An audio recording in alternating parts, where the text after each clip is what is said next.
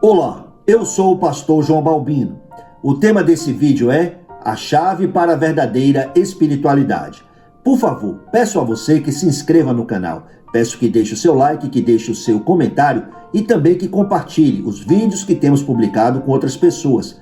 Essas são ações missionárias importantes. São ações que farão com que as mensagens, os vídeos, cheguem a mais pessoas. Nós, de todo o coração, agradecemos. Quanto à espiritualidade, é importante deixar claro, logo no começo, que a verdadeira espiritualidade é resultante da graça de Deus, que por meio do Evangelho salva pecadores imerecidos. Deus pega pessoas espiritualmente mortas e as torna vivas em Cristo. Quando uma pessoa é vivificada, ela deixa de ser cega para o mundo invisível da realidade espiritual, de maneira que passa a enxergar a Jesus Cristo e as coisas dadas por Deus de um modo que antes lhe era impossível aceitar e enxergar. Jesus Cristo se torna tudo para ela, se torna absolutamente desejável. Nós estamos falando de uma obra espiritual.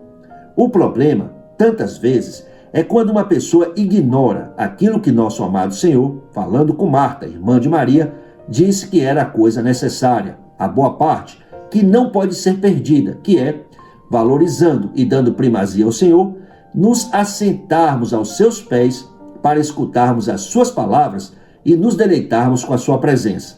Em outras palavras, o problema é quando uma pessoa, por qualquer razão, se envolve com as coisas que são do alto menos do que deveria se envolver, deixando de ouvir a Deus e de desfrutar a sua presença.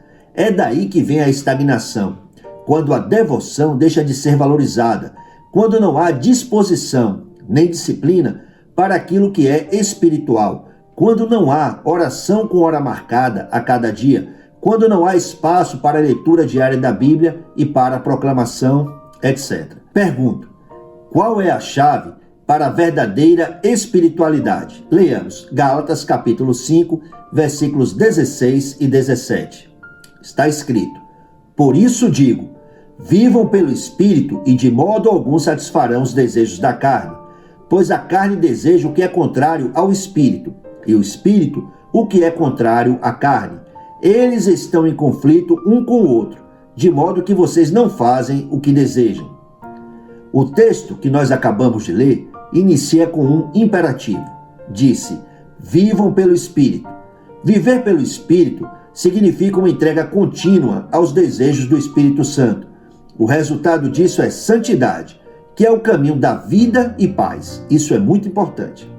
E quando refere aos desejos da carne, isso diz respeito às demandas da velha natureza, diz respeito aos reclames e inclinações da nossa natureza caída, que é a fábrica do pecado em cada um de nós.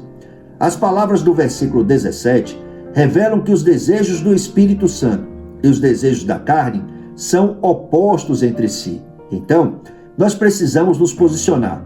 Precisamos definir a quais desejos vamos nos submeter, se aos desejos do Espírito ou aos desejos da carne. É interessante, em Gálatas, capítulo 5, versículo 24, a Bíblia diz que os que pertencem a Cristo Jesus crucificaram a carne com as suas paixões e os seus desejos. Sabemos que a crucificação não produz uma morte rápida. Pelo contrário, a ideia que advém de crucificar diz respeito a uma execução demorada, diz respeito a uma execução lenta, mas sem retorno.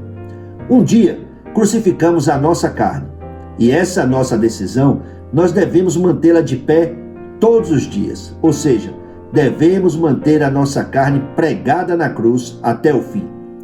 Se a natureza pecaminosa não for crucificada, ela continuamente irá procurar se expressar. Ninguém que siga semeando para a carne espere colher bênçãos. Em Gálatas 6:8, a Bíblia diz: quem semeia para a sua carne, da carne colherá destruição. Mas quem semeia para o Espírito, do Espírito colherá a vida eterna. Em Romanos 8, de 5 a 8, está escrito que quem vive segundo a carne tem a mente voltada para o que a carne deseja. Mas quem, de acordo com o Espírito, tem a mente voltada para o que o Espírito deseja. A mentalidade da carne é morte, mas a mentalidade do espírito é vida e paz. A mentalidade da carne é inimiga de Deus, porque não se submete à lei de Deus, nem pode fazê-lo. Quem é dominado pela carne não pode agradar a Deus.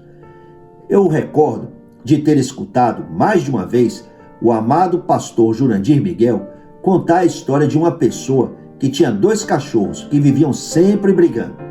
Alguém perguntou ao dono daqueles cachorros qual dos 2 ganhava as brigas. A resposta do dono dos cães foi: o que ganha é aquele que eu dou mais comida. Assim acontece conosco.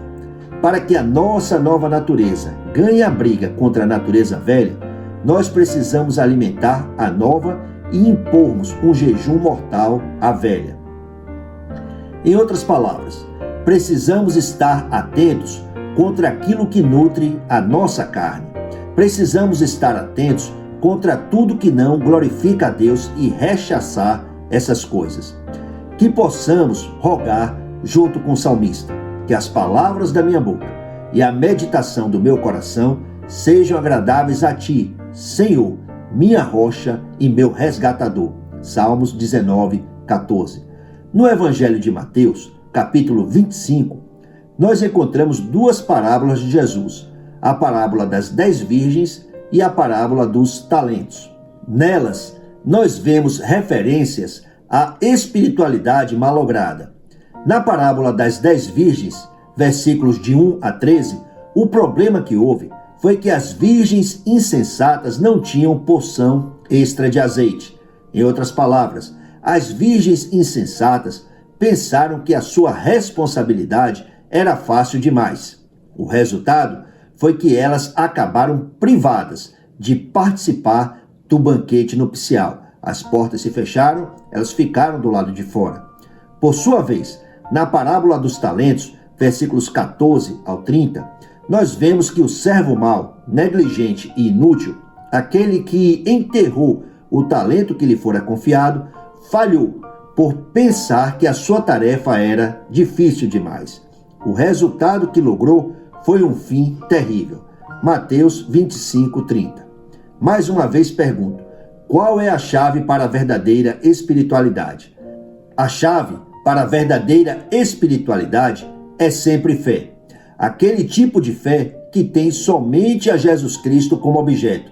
Aquele tipo de fé que conduz ao relacionamento correto e pessoal com Deus. Aquele tipo de fé que nos leva a viver como filhos e filhas que conhecem, amam e glorificam ao Pai Celestial. Oremos. Pai, suplicamos a graça de termos a centralidade de nossa vida em Jesus Cristo e darmos glórias ao Senhor em todas as coisas. Nós oramos em nome do Senhor Jesus Cristo. Amém. Agradeço por assistir. Graça abundante.